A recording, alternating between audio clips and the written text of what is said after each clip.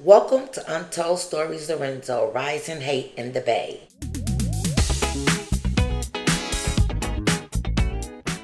I get this script and I'm supposed to be praying to Satan. And I called him down and I said, dudes, I'm not praying to Satan. Okay?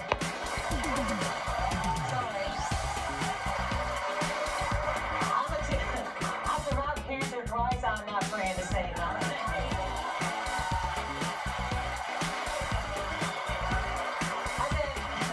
I said, let the guy that's playing Satan pray to Satan. So, anyway. Won't he do it? Won't he do it? Yes, won't he do it? Yes, he'll do it. Hey, welcome to the War on Drugs AM podcast. I am your hood scholar, Muff, and I hope everyone is doing as well as they can be. And let's begin with a moment of silence for all the things that's going on across the world. Thank you. Today, which is September the 30th, 2024, I really want to share my Trump exclusive Rising H&M in the Bay. And the H&M represents the hate and manipulation and the racial tension that is taking place throughout the Bay Area. And it kind of really started, a lot of us is identifying that it started when Trump first became entering in as the president. And I live in the Bay Area and I live in San Francisco, and I have been a resident of an area where there's predominantly white people for over 10 years. And when I first moved to the neighborhood, I was like the new kid on the block, and all the white neighbors was very supportive and friendly. And I believe my daughter was around 6 at the time, and now she's 23. During my early years in the predominantly white district, I drove, when I first entered into the district, I drove what we like to call buckets, right? So sometimes I used to have trouble with my car. The neighbors will always be helpful and willing to help, give me a jump, help um, with a flat tire. They were good people and everything, and their children were young children when I moved in there, like little, real small children. So I watched a lot of their children grow up. But then when I first moved into the building that I resigned in, I lived in the building with a right attorney. And I mean, he was really cruel. He was really, really racist. And then he became even cruel to his wife that showed courtesy and everything. And later she wound up divorcing him because I'm assuming she probably couldn't no longer take his egotistic mannerism and everything. And so let me give you an example of what happened one morning when we were all leaving out. Like when I first moved in the neighborhood, we were all leaving out one morning, and the wife would always say good morning. And when she would speak and say good morning, he wouldn't open the door for her. He would pull off at times, like, trying to leave her. A grown white male attorney, very childish, very racist, you know what I'm saying?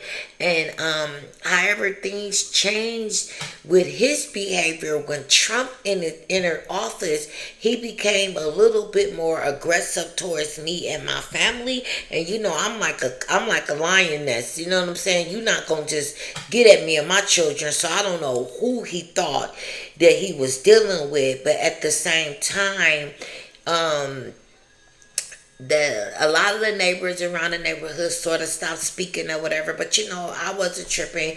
Some of the children in the neighborhood you would see wearing the mega hats or whatever. I'm still not tripping. I don't.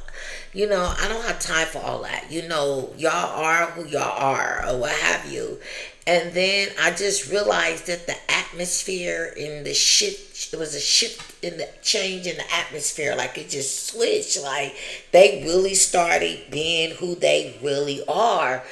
So then just recently, that was my experience back when Trump first came in office.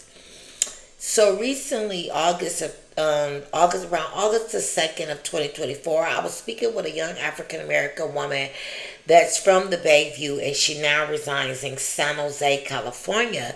And it was heartbreaking to hear her story. She stated ever since Trump been in office, the white people down in San Jose have become aggressive to her and her children. To now her children no longer can attend some of the schools down there because of the bullying and the racism and the mistreatment from the white people and their children. And then her children are no longer playmates with the children that they grew up with in their neighborhood. Now I'm talking 2024, y'all. I'm talking right now, today. And the drastic change in the environment in her family and in her children, didn't raise questions in her children are asking questions. That's why, if you are African American and you are listening to my voice, sit down and start talking to your children about racism. Don't let them have to experience it. Let them know what it is. Sit down and watch some old racist movies. Show them how the black white girl kids back then in the 50s was yelling in the black children's face, didn't want them to attend school, didn't want them to learn. Show y'all children that type of stuff, and then always remind your children they're not like us. So then, move a lot along. If you're just not timing in to the War on Drugs AM podcast, I am your hood scholar Muff. Thank you for subscribing. Subscribe, tell a friend.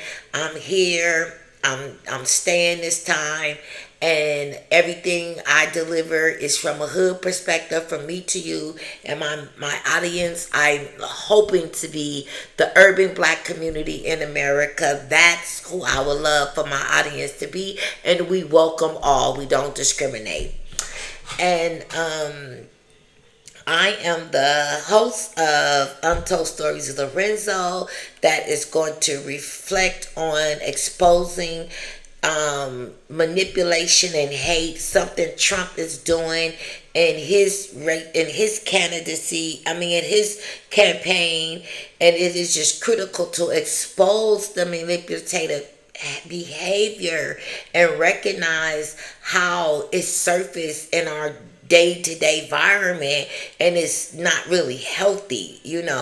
And if you want to know more about me and my perspective in issues, I wrote a book titled "Did They Murder Our Most Prominent Asian Leaders in San Francisco? Black Genocide, Hip Hop, and the War on Drugs." And I basically cover all those titles on San Francisco, because San Francisco is very big on conspiracy theories. And do I believe Jeff Kadachi overdosed? That's a whole nother commentary, but I believe it's a lot of conspiracy theory behind what happened to Jeff Kadachi. And that's why I want my people to understand that the rising in H&M in the Bay Area is not, it's not a game. You know what I'm saying? The rise of the hate crimes that's right here in our neighborhoods, in our district, is here. And it's unfortunately that we not looking at it like, you know what I'm saying, like the perspective we need to be looking at it, and yet we are comfortable amongst the strangers that's amongst us. And that go for wherever you are in California, there are strangers amongst us. And thank you again for tuning in to the War on Drugs. I am your hood scholar Muff. Stick with us, and flex with the movement. Thank you. And if you don't get your game from Muff Talk TV, we all lose plays.